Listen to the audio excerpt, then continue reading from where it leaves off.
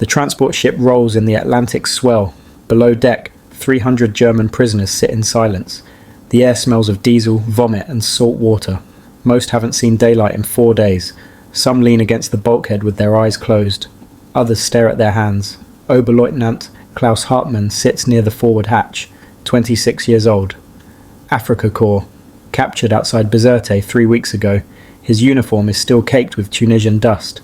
The engines change pitch. Someone coughs in the darkness. Metal groans. The deck tilts as the ship begins to turn. A young private, barely 19, leans toward Hartmann. "Sir, where do you think we're going?" Hartmann doesn't answer. He's listening to something else. A sound coming through the hull. Distant at first, then growing. A deep rhythmic thunder that seems to come from everywhere at once. The hatch opens. Daylight floods in.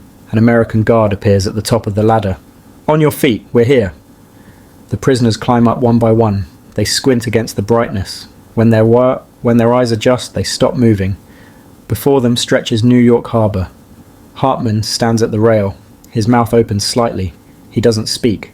Around him, men who fought across North Africa, who survived Rommel's retreat and British artillery, stand frozen. The city rises from the water like a wall of stone and steel. Hundreds of buildings, thousands of windows catching the morning light. And in the harbour, ships, everywhere ships, liberty ships, tankers, destroyers, cargo vessels stacked 3 deep at the piers. The young private grips the rail. Mein Gott. Chapter 1. Captured warriors. They come from every front. From the deserts of Tunisia and Libya, where Rommel's army finally broke against Allied numbers and air superiority. From Sicily, where the invasion summer brought the first real taste of American firepower. From the submarine pens of the Atlantic, where U-boat crews surfaced for the last time under the guns of destroyer escorts. The camps in North Africa processed them first. British and American MPs search them, catalogue them, separate officers from enlisted men. They stand in long lines under canvas tents. The sun beats down. Dust covers everything. Most expect harsh treatment. Stories circulate through the ranks. Propaganda warnings about American cruelty, Soviet brutality, Allied revenge. Instead they receive food, real food, white bread, canned meat, coffee. Medical officers treat their wounds. Dysentery patients get clean water and sulfur drugs. The confusion begins here. In the holding camp outside Algiers, a German tank commander sits on his bunk. He's eaten more in 2 days as a prisoner than in 2 weeks with his unit. He looks at the rations, looks at the American guards, doesn't understand. They feed their prisoners better than we fed ourselves. The word spread through the compound, but nothing prepares them for the crossing. The Atlantic passage takes 12 days. The ships travel in convoy. U-boats still prowl these waters, but the hunter has become the hunted. The German prisoners know this. Some of them served on the boats they now fear. They sleep in shifts below deck. The air is thick. The sea is rough. Many are sick. But the Americans provide buckets, water, basic medicine. No one is beaten. No one disappears. At night, lying in their bunks, some of them whisper. What kind of enemy is this? New York Harbor. The skyline hits them like a physical force. Hartmann has seen Berlin. He's seen Paris, Rome, Vienna. He knows what a great city looks like. But this is something else. The scale is wrong. Buildings that tall shouldn't exist. That many ships shouldn't fit in one harbour. An American officer walks down the line of prisoners. "Welcome to America, gentlemen." No malice in his voice, just a statement. The prisoners are loaded onto trains. Not cattle cars, passenger trains. The seats are worn but real. Windows let in light. American MPs sit at either end of each car, rifles across their laps, but they don't shout. They don't threaten. The train pulls out of the rail yard, and then Germany's soldiers see America. The industrial corridor of the northeast spreads before them, factory after factory, smokestacks pumping clouds into the sky, warehouses the size of city blocks, rail yards where hundreds of freight cars sit loaded, waiting. A Feldwebel from Hamburg presses his face to the window. This is one city? This is just New Jersey, someone translates from a passing sign. The train rolls south, through Philadelphia, through Baltimore. The landscape changes, but the industrial sprawl doesn't end, it just transforms. Shipyards along the rivers, steel mills glowing orange in the afternoon light, highways crowded with trucks. Everything is moving. That's what strikes them, the sheer kinetic energy. Trains passing in the opposite direction every few minutes. Trucks on the roads, ships in every waterway, planes in the sky, civilian planes, just flying, as if there's no war at all. A young Gefreiter turns to Hartmann. "Sir, where are all the bomb craters?" Hartmann realizes he's been looking for them too, unconsciously scanning for the destruction that marks every German city now. The empty spaces where buildings used to stand, the rubble-filled lots, the burned-out factories. There are none. "America has never been bombed, Hartmann says quietly. The words hang in the air. Someone laughs, a bitter, hollow sound. Then how the hell are we supposed to win? Chapter 3. Camp Ruston, Louisiana. The train stops 3 days later. The prisoners climb down onto a wooden platform in the middle of pine forest. The air is thick and hot. Humidity like they've never felt. The smell of earth and vegetation. Welcome to Camp Ruston, one of hundreds of POW camps scattered across America. Thousands of German prisoners already here. Italians in a separate compound. Work details forming up each morning. The camp sprawls across cleared forest. Rows of white barracks, guard towers at the corners, barbed wire. But the fence looks almost decorative compared to what they expected. No machine gun nests, no searchlights, just wire and wooden posts. The commanding officer addresses them in the assembly area. "You will be treated according to the Geneva Convention. You will work. You will be paid. You will receive mail from home when possible. If you attempt to escape, you will be recaptured. If you cooperate, your time here will pass without incident." An American captain translates into German. The prisoners stand in formation, sunburned, exhausted, confused. That night, in the barracks, they compare notes. The guards are old men and boys. Most of the American soldiers are gone. Pacific. Europe. They're using us for farm labour. They're paying us 80 cents a day. This last part generates the most discussion. Payment. In script, usable only in the camp canteen, but still, payment. For prisoners, enemy soldiers. A former U-boat engineer sits on his bunk. I don't understand this country. The work assignments begin the next morning. Farm details, logging crews, food processing plants. The local economy needs labour. The war has pulled away the young men. The prisoners fill the gap. Hartmann's group is assigned to a lumber mill 20 miles from camp. They travel in trucks each morning. American civilians operate the mill. The prisoners do the heavy work, loading, stacking, hauling. The first week is cautious. The civilians watch them. They watch the civilians. Everyone moves carefully. Then slowly something shifts. A mill worker offers cigarettes during break, shares coffee from a thermos.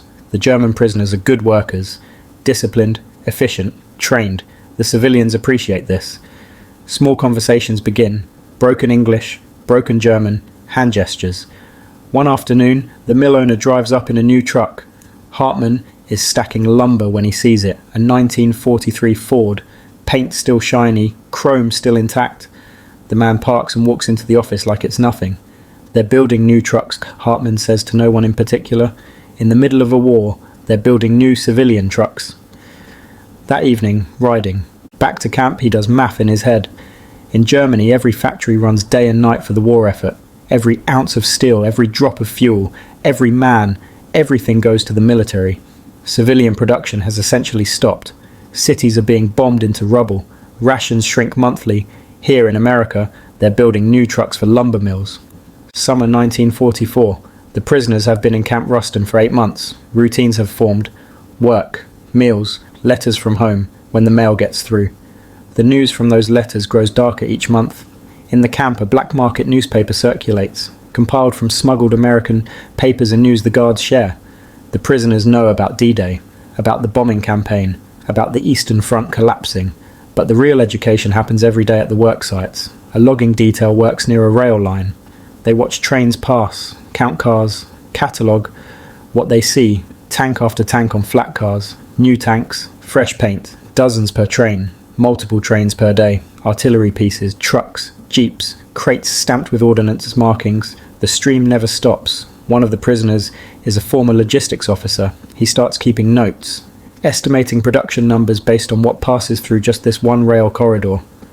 After 2 weeks, he stops writing. "It's impossible," he tells Hartmann. "These numbers can't be right." "Show me." The officer spreads his notes on a barracks table. Other prisoners gather around.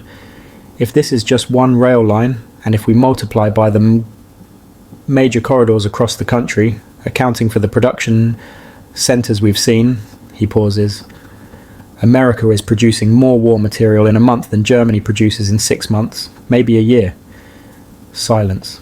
Someone finally speaks. That can't be right. Our factories are being bombed, Vasistis, the logistics officer says, every day, and they weren't this big to start with. A detail assigned to a food processing plant reports similar observations: industrial scale canning, meat packing, dehydration facilities, producing rations not just for the American army, but for the British, the French, the Russians. They're feeding everyone, a prisoner says. The whole alliance. It all comes from here. The visits to town provide another layer of shock. Camp regulations allow supervised visits to nearby Ruston under controlled conditions. Prisoners with good behaviour. American guards present. Limited access. The Germans walk down the main street. Cars everywhere. New cars. Not military vehicles. Civilian cars. Still being produced. Still being driven. Shop windows full of goods. Food. Clothing. Appliances. A hardware store displays tools that would be confiscated in Germany for war use. People are well fed. Women in dresses that look new. Children with shoes that fit. A butcher shop has meat in the window. Is this a special town? Someone asks the guard. For propaganda? The guard looks confused. What? No, this is just Ruston. At the movie theatre, a poster advertises the latest film. People are going to movies, in the middle of a war, standing in line with popcorn. An older prisoner, a veteran of the First War, shakes his head. We were told America was soft, decadent, that they wouldn't have the will to fight. He watches a group of workers leaving a factory at shift change. Lunchboxes, dirty hands, getting into cars to drive home. They don't look soft to me. Winter, 1945. The war is ending. Everyone knows it. The letters from home are desperate now. Cities in ruins, food scarce, the Reich collapsing. In Camp Ruston, the prisoners are warm, fed, working. Many have gained weight. Medical care has cleared up health problems they've carried for years. The cognitive dissonance becomes unbearable. Hartmann sits in the camp library. Yes, a library. Books in German, English grammars, technical manuals. An American chaplain helped stock it. He's reading a book on industrial production, American manufacturing capacity, pre-war numbers, wartime expansion. The statistics are staggering. Before the war, America produced more steel than Germany and Japan combined, more oil than every other country in the world combined, more automobiles in a year than Germany had produced in its entire history. Then the war started and production doubled, tripled.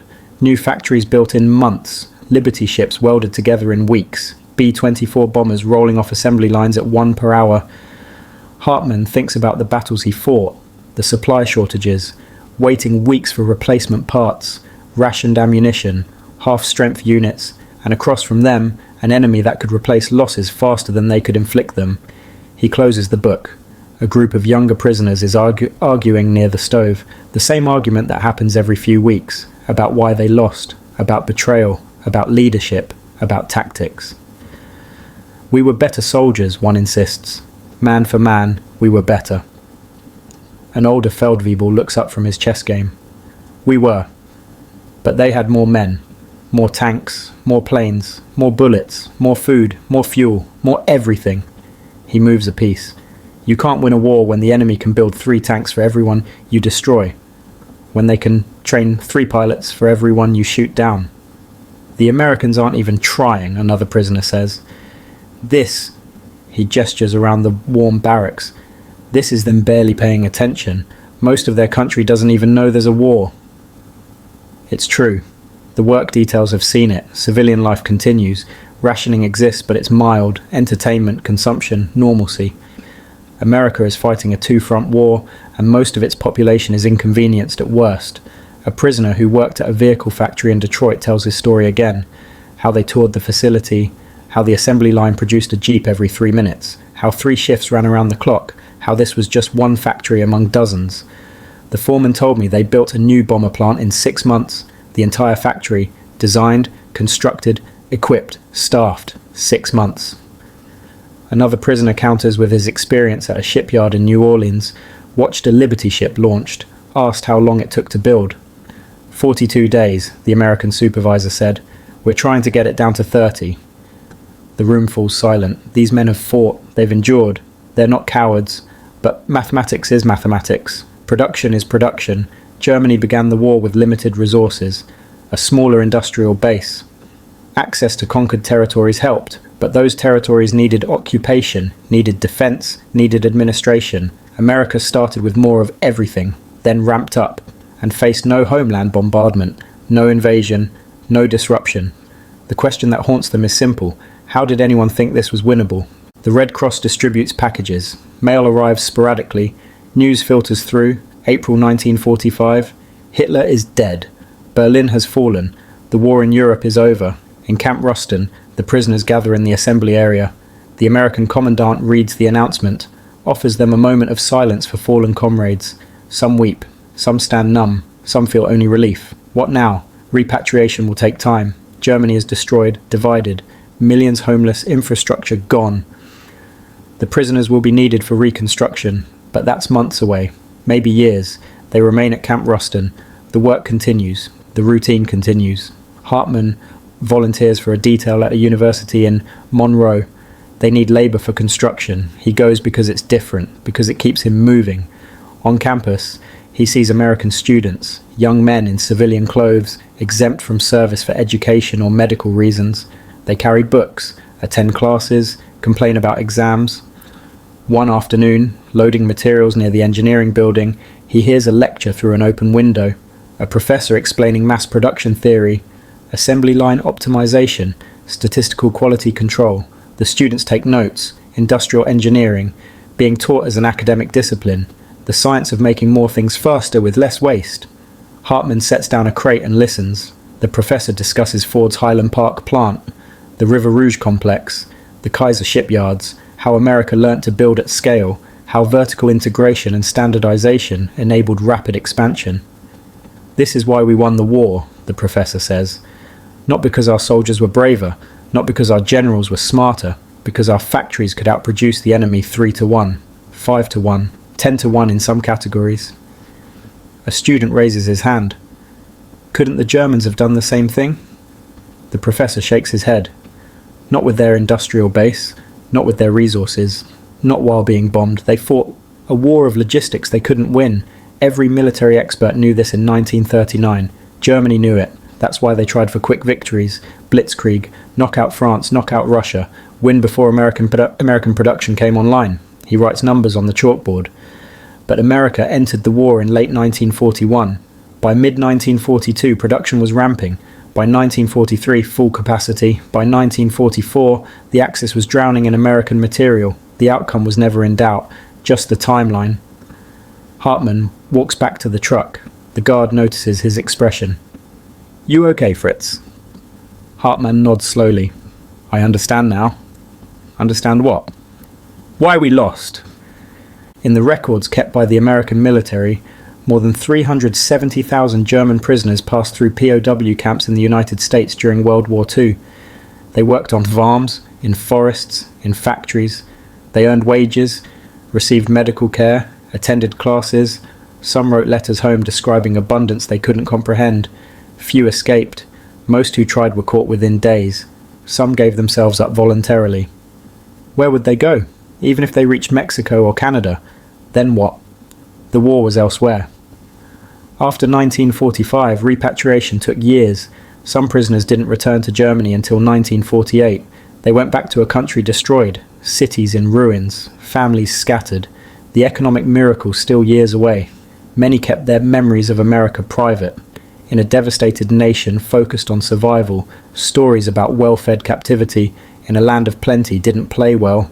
Some who spoke openly were accused of exaggeration, propaganda in reverse. But the numbers don't lie. During the war, the United States produced 300,000 airsoft. Germany produced 119,000. The US built 88,000 tanks. Germany built 67,000. American shipyards launched 2,700 Liberty ships alone, each carrying 10,000 tons of cargo.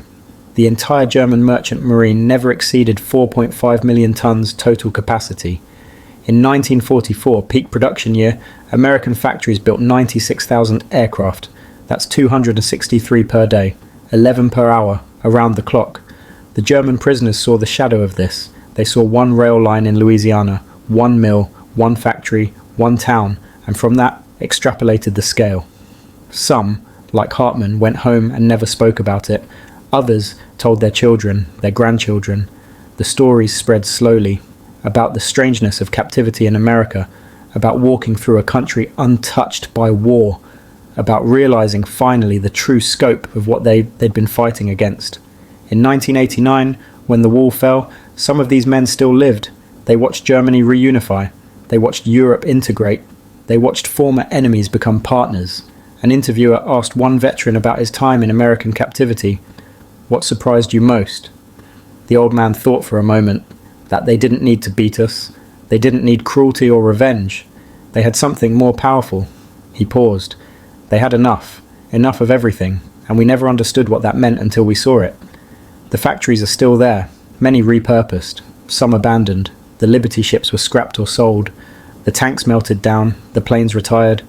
But the capacity remains, the knowledge remains, the infrastructure remains. The prisoners who saw it understood something their leaders never did. That industrial power is the foundation of modern war. That logistics determines outcomes more than courage. That production beats tactics every time. They understood too late. The war ended 75 years ago. The witnesses fade each year. But the lesson remains in the records they left, in the letters home, in the photographs of prisoners standing in front of American cities, faces showing something between awe and despair. They came expecting camps, cruelty, hardship. They found a machine so vast, so powerful, so efficient that their entire war effort was barely an inconvenience to it. That was the shock. Not cruelty, not revenge, just scale.